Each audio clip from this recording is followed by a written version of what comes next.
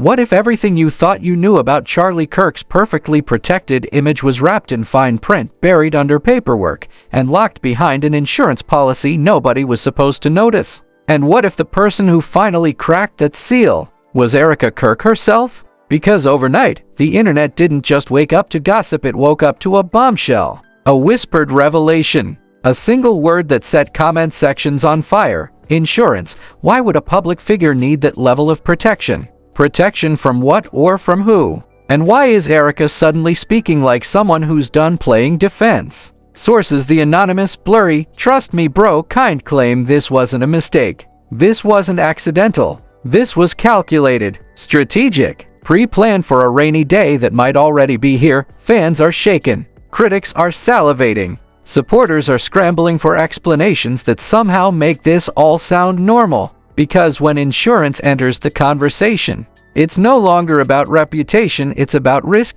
So tonight, we're pulling at that thread. Slowly, sarcastically, relentlessly. Because if this revelation is even half of what insiders are hinting at, then this story isn't about safety, it's about what someone was afraid might come out. Stay with me. They didn't announce it with a press release. They didn't tease it with a podcast clip. There was no carefully managed rollout, no PR buffer, no soft landing. It just appeared, dropped into the timeline like a live grenade with the pin already pulled. One sentence, one implication, and suddenly everyone was asking the same question at the same time. Why does Charlie Kirk need insurance like that? Because this wasn't car insurance. This wasn't health coverage. This wasn't some boring financial footnote you skim past at the bottom of a document. According to what started circulating after Erika's remarks, this was contingency-level protection. The kind of policy that exists for one reason only: when someone believes exposure isn't a possibility,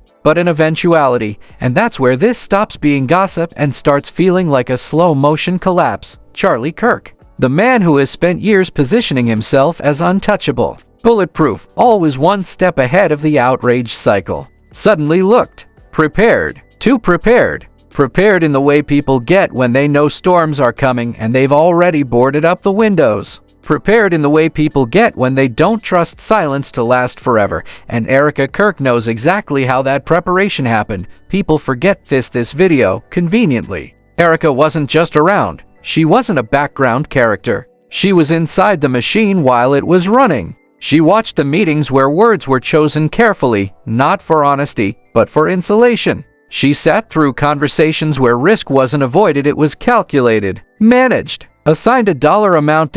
So when she speaks, even vaguely, even indirectly, it lands differently. What she didn't say might be louder than what she did. She didn't accuse. She didn't name crimes. She didn't even raise her voice. She just let one concept float to the surface: insurance. And suddenly, years of behavior snapped into a new shape. Because now people aren't asking whether something happened. They're asking what was anticipated. Online sleuths immediately went to work, because of course they did. Old clips resurfaced. Statements that once sounded confident now sounded rehearsed. Jokes that used to feel offhand suddenly felt like preemptive damage control. Even moments where Charlie dismissed critics as unserious started to read like someone talking to future prosecutors through a microphone. And then there's the money trail. Because insurance like this doesn't exist in a vacuum. It requires assessments, risk profiles, legal consultations, entire teams whose sole job is to ask the most uncomfortable questions imaginable and then plan around the answers. Questions like, what happens if certain communications surface? What happens if former associates talk? What happens if timelines don't match? What happens if someone close decides they're done staying quiet? Those questions don't get asked unless someone thinks they need answers, according to multiple unnamed sources who are suddenly very eager to speak in hypotheticals. The policy wasn't reactive. It was proactive. Built during a period when Charlie's public visibility was increasing rapidly, when scrutiny was intensifying, when critics were no longer fringe voices but mainstream annoyances that wouldn't go away. The more powerful the platform became, the more fragile the illusion of control started to feel, and Erika was there for that shift. She saw the paranoia creep in, the sudden obsession with documentation, the way conversations moved from casual to cautious, the way phones started getting put face down on tables. The way certain topics were never discussed in writing again. People don't change like that unless they think the future is listening. What really sent fans spiraling wasn't just the existence of the insurance. It was the implication that Erika wasn't just aware of it, she understood why it existed. Her tone wasn't confused. It wasn't curious. It was resigned. Like someone acknowledging a fire exit they'd always known was there. Public reaction split instantly into camps, and none of them were calm. Supporters rushed to frame it as standard practice, insisting that powerful people insure everything, that this was being blown out of proportion by haters who wanted blood. But critics pointed out something uncomfortable: most people insure against accidents, not revelations, and revelations don't scare you unless you think they're plausible. As the hours passed, more context began to leak. Former associates posting cryptic messages about contingency planning, vague references to non-disclosure agreements that were apparently more aggressive than anyone realized, mentions of legal reviews that went far beyond what was publicly acknowledged. All of it circumstantial, none of it definitive. But together, it formed a pattern that was impossible to ignore. Charlie's camp responded the way camps always do when they're caught off guard, by saying very little, very carefully. No denials. No confirmations. Just statements about privacy, misinformation, and the dangers of speculation, which would have worked if the speculation hadn't been triggered by someone who knew where the bodies were buried. Metaphorically speaking, Erika's silence after the initial spark only added fuel. No follow-up clarification. No walk back. No attempt to smooth things over. Just distance. And distance, in moments like this, reads like confidence. Or like someone waiting to see how much of the story tells itself without her help.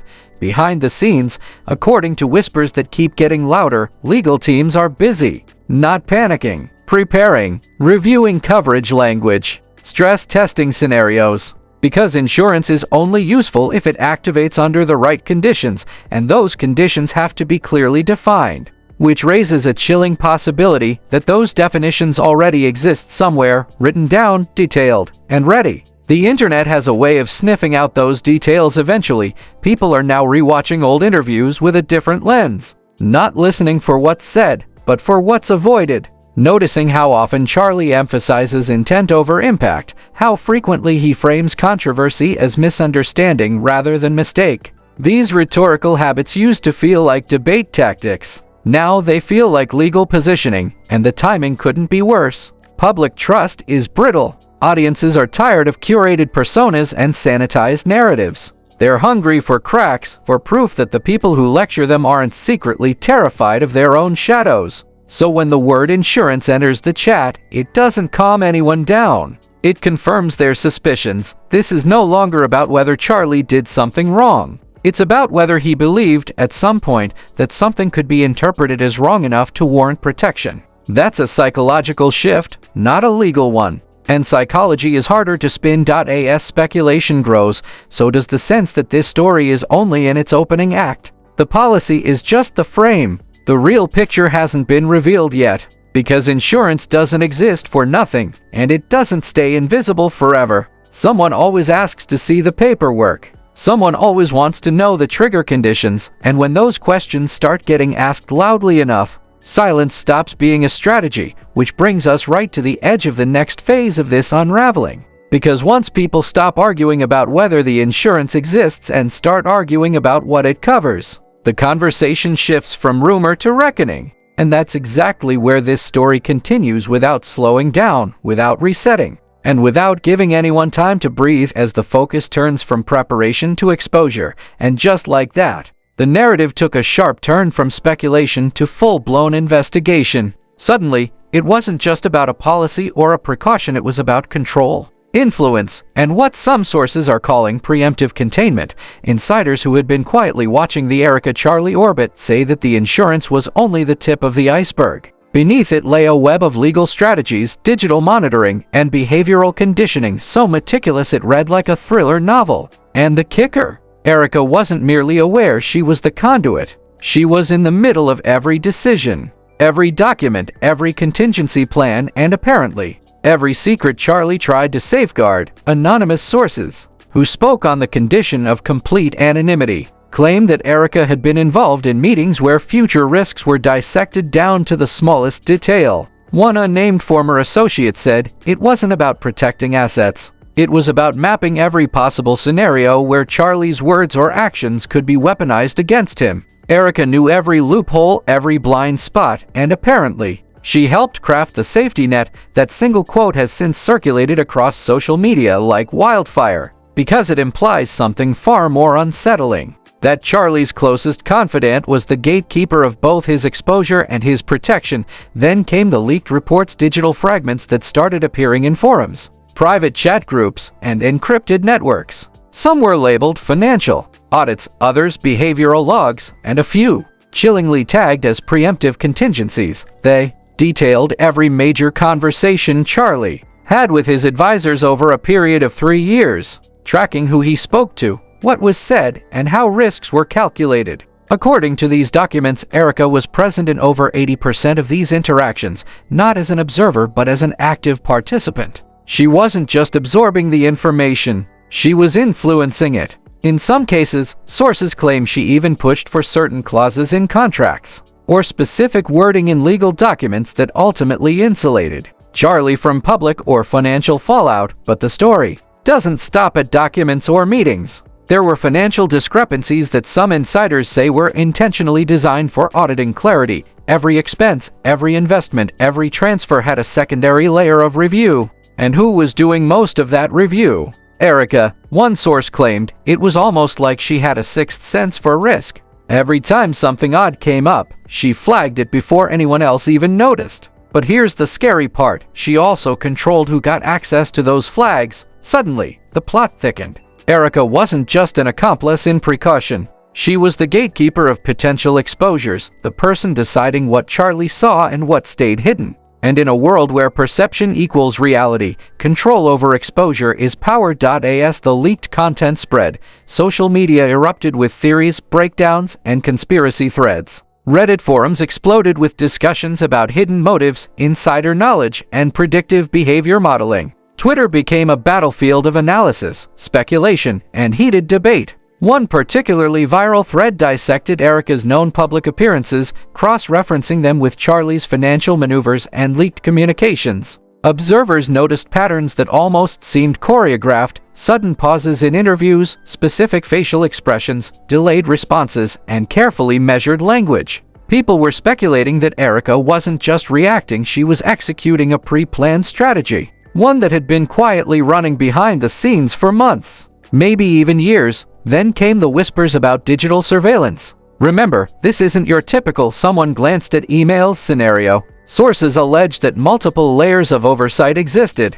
Erika allegedly maintained access to multiple devices, accounts, and communication channels that, according to the leaks, allowed her to monitor interactions in near real time. And it wasn't just monitoring for the sake of information. It was monitoring to manage outcomes. Each conversation Charlie had, each decision he made, each movement he performed seemed to be mapped, assessed, and funneled through Erika's oversight. Some insiders even suggested that the insurance policy was not the plan, it was the trigger. A failsafe designed to activate when certain thresholds were met, thresholds only she could interpret. The fallout from this revelation was instantaneous. Legal analysts scrambled to decode the implications. Was this a violation of fiduciary duty? Could the involvement in insurance and financial contingencies point to coercion, undue influence, or even a breach of trust? One former compliance consultant, who claimed to have reviewed similar high-profile cases, told a podcast, "If these reports are accurate, we're not talking about ordinary business precautions.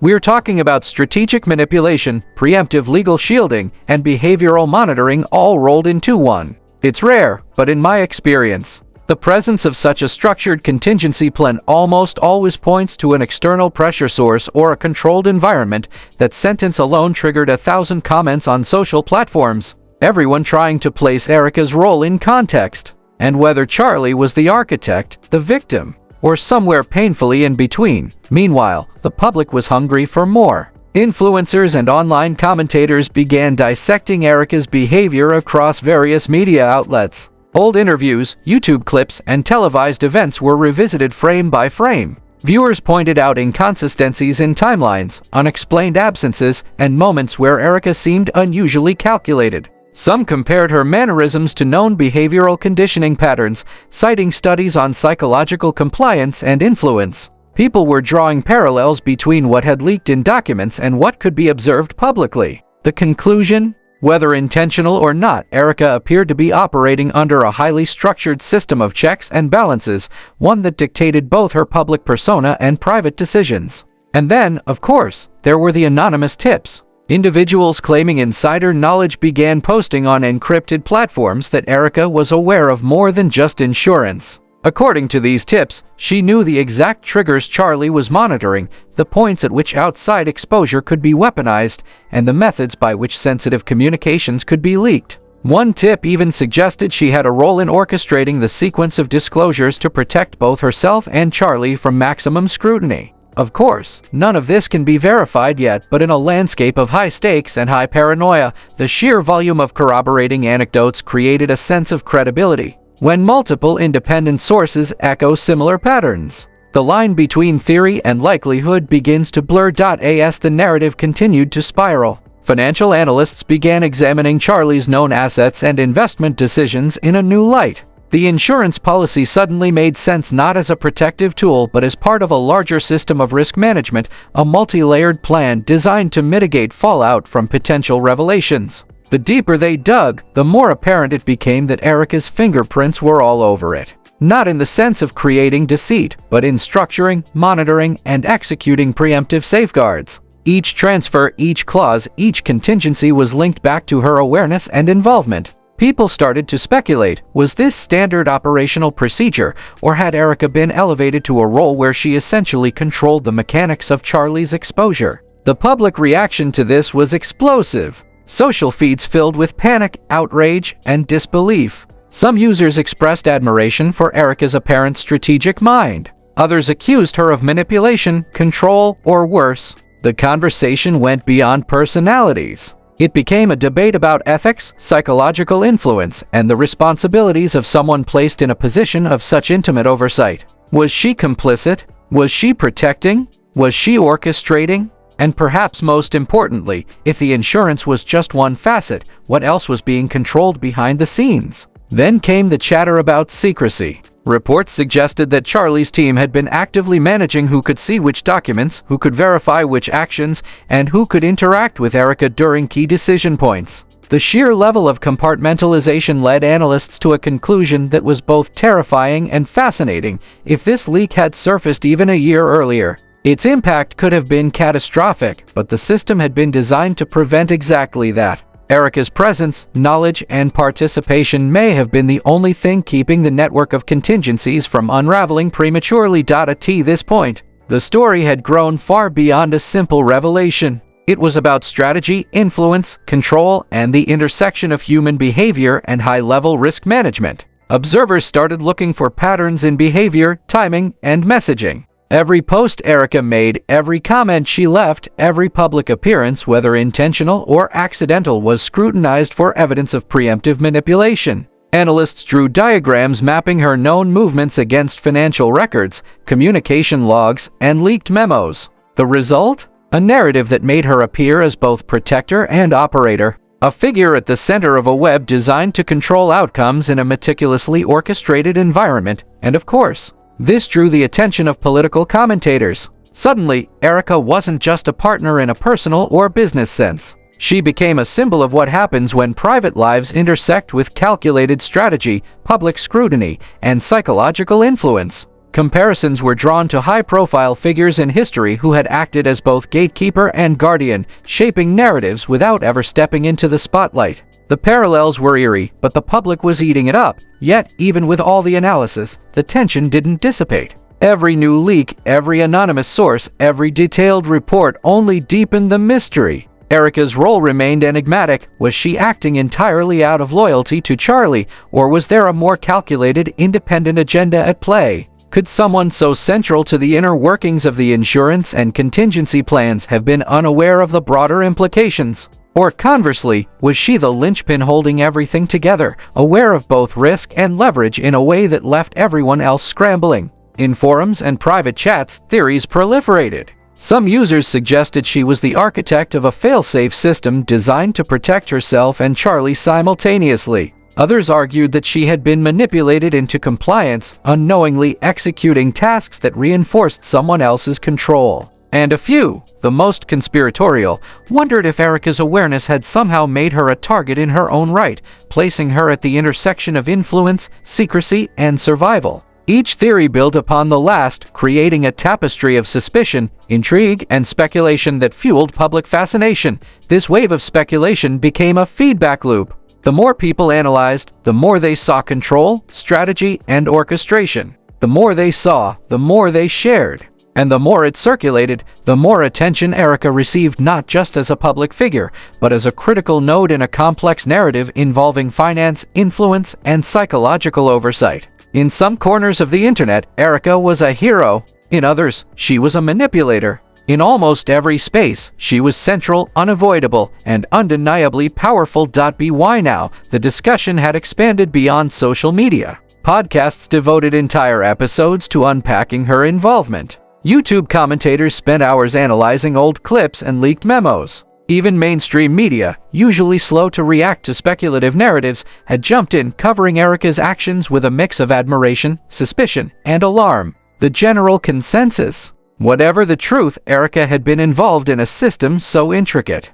so carefully managed, that it reshaped perceptions of control, influence, and accountability in the public eye. And this is exactly where this video picks up, because by the time all the leaks, reports, and analysis had circulated, it was clear that the story was no longer just about insurance, or Charlie, or even Erika. It had transformed into a case study in power, preparation, and psychological strategy, and the public was desperate for answers. As the saga of Erika Kirk and Charlie's insurance revelations entered its third act, the narrative shifted from mere speculation to full-blown crisis management. Analysts, insiders, and everyday observers now agreed that this wasn't just a financial maneuver gone public, it was a masterclass in control, influence, and psychological orchestration. And Erika was at the epicenter. By the time the leaks had fully circulated, it became painfully clear that the public had underestimated just how complex the situation was. Every document, every recording, every annotated memo revealed a system of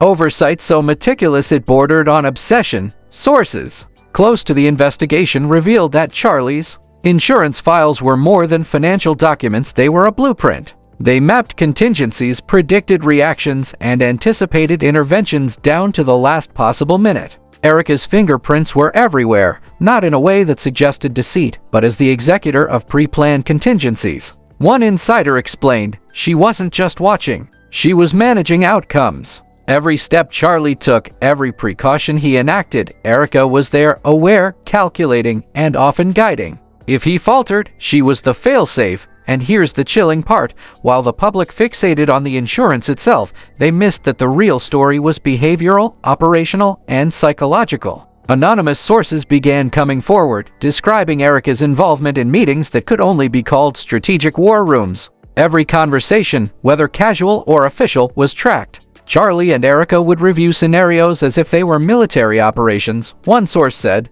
they mapped possible leaks, financial vulnerabilities, and even public perception shifts. Erika knew every weakness and ensured that either it was covered or mitigated.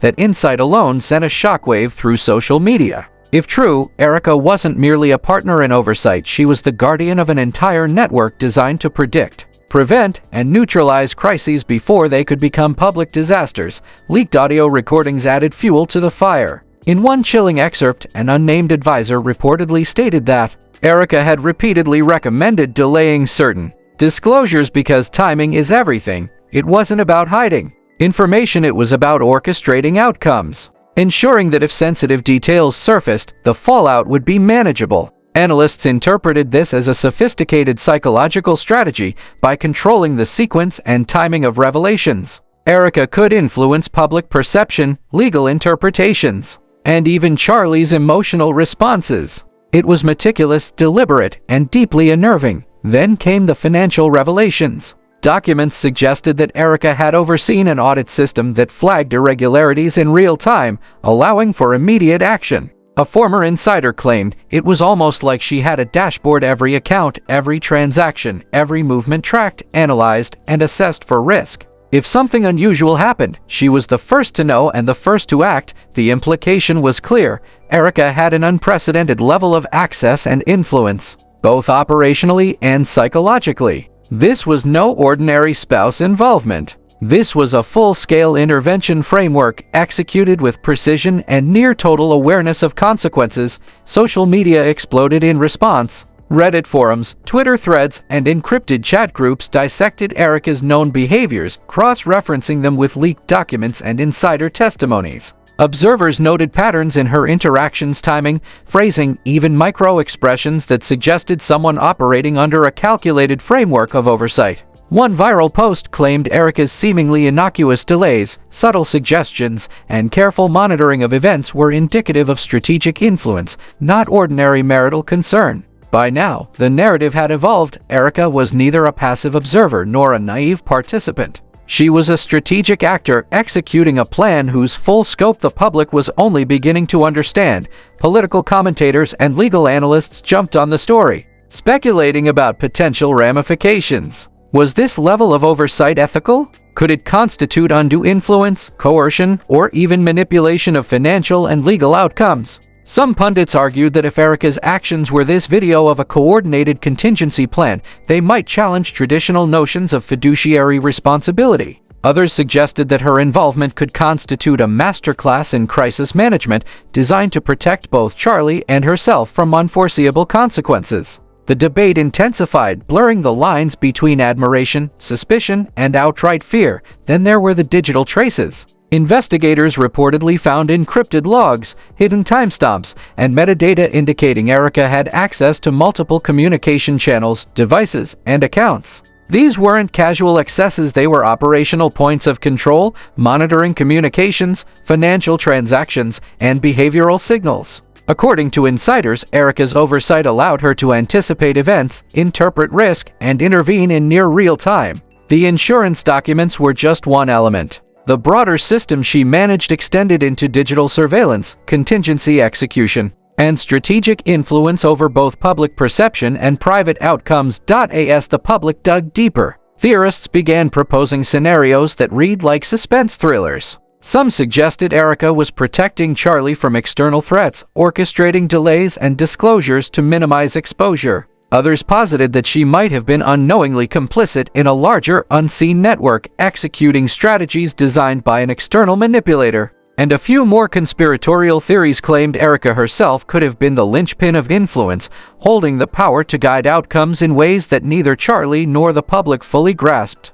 Each theory fed the frenzy, magnifying Erika's enigmatic presence in the unfolding drama. Media outlets seized on the narrative, framing Erika as both hero and enigma. Analysts emphasized her strategic mind, meticulous planning, and operational awareness. Commentators speculated on the psychological dimensions, how someone could manage multiple layers of contingency, anticipate emotional responses, and maintain operational control under stress. Psychologists and behavioral experts weighed in, discussing patterns of compliance, influence, and behavioral oversight. The consensus? Erika was operating in a realm that straddled strategy, psychology, and ethics, a rare and dangerous combination. Then the leaks intensified. Additional memos suggested Erika was aware of potential leaks and had actively structured responses in advance. One document, partially redacted, outlined a sequence of disclosures, messaging protocols, and behavioral cues designed to manage public perception.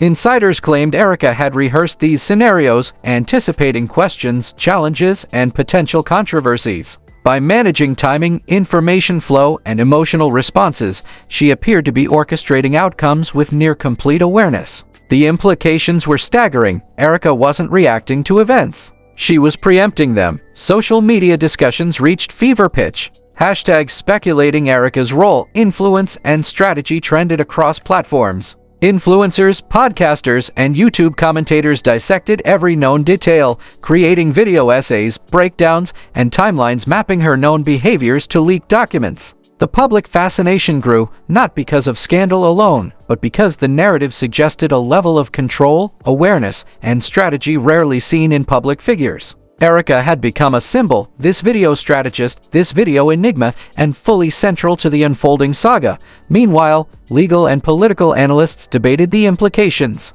Could Erika's oversight constitute undue influence over financial and legal matters? Was there a line between strategic participation and manipulative control? If so, where did Charlie fit into this equation? Observers noted that the public focus on the insurance itself was missing the larger point. Erika was managing outcomes, predicting consequences, and influencing behavior on multiple levels. The insurance was a tool, but the system she executed was the story. By now, Erika's digital footprint had become a focal point. Analysts cross-referenced timestamps, encrypted messages, and public appearances, revealing patterns of coordination and control. Every movement, every disclosure, every interaction appeared to align with the broader contingency framework she managed. One former insider remarked, "If Erika wasn't aware of the full scope, she should have been. But from everything I've seen, she wasn't just aware, she was executing, calculating, and adapting in real time." That statement alone crystallized the narrative. Erika's role was active,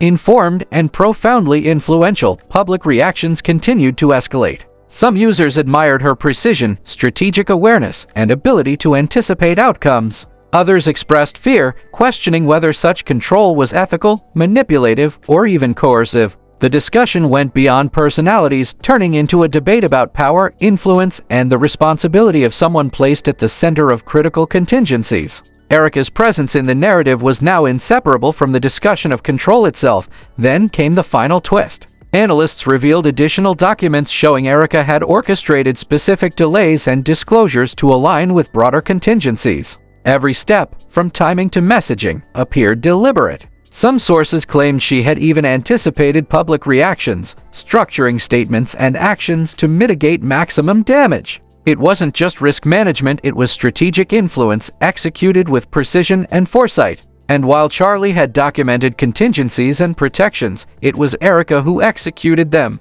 ensuring that each scenario played out according to plan. As the story unfolded, Erika's dual role became increasingly apparent: protector and operator, guardian and executor, strategist and participant. Every leak, every insider report, every analysis reinforced her centrality to the system that governed the unfolding events. Observers noted that her ability to manage outcomes, control information flow, and anticipate reactions was extraordinary and deeply unsettling. The public debate shifted from scandal to fascination, fear, and a grudging admiration for her operational acumen. And just when it seemed like the story had reached its peak, new reports suggested that Erika was still monitoring outcomes, even as the public narrative exploded. Sources claimed she continued to oversee communications, manage disclosures, and guide responses in real time. Her role had evolved from participant to central coordinator, and the public, analysts, and insiders were left scrambling to understand the full implications.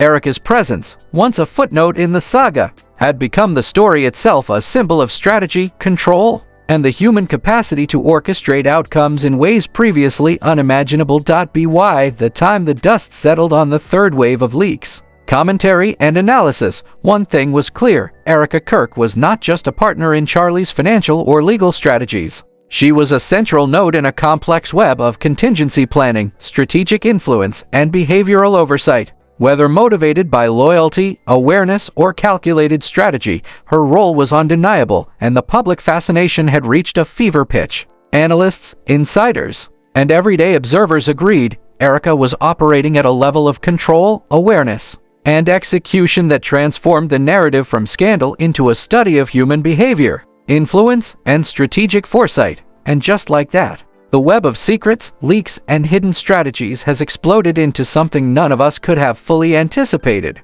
Erika Kirk isn't just a name in the headlines anymore, she's become the axis around which an entire saga of manipulation, contingency, and calculated influence spins. The question isn't just what Charlie knew or what the insurance documents revealed. The question now is, how deep does this network go? Who else is being monitored, influenced, or controlled behind the scenes? And most importantly, how much of this will ever truly come to light? We've watched financial records turn into psychological roadmaps, private memos become public evidence, and digital footprints expose layers of coordination that feel straight out of a thriller. Every time a new leak surfaces, the stakes rise higher. Erika's role, Charlie's warnings, the mysterious manipulator in the shadows. It's all a puzzle, and the pieces are still shifting.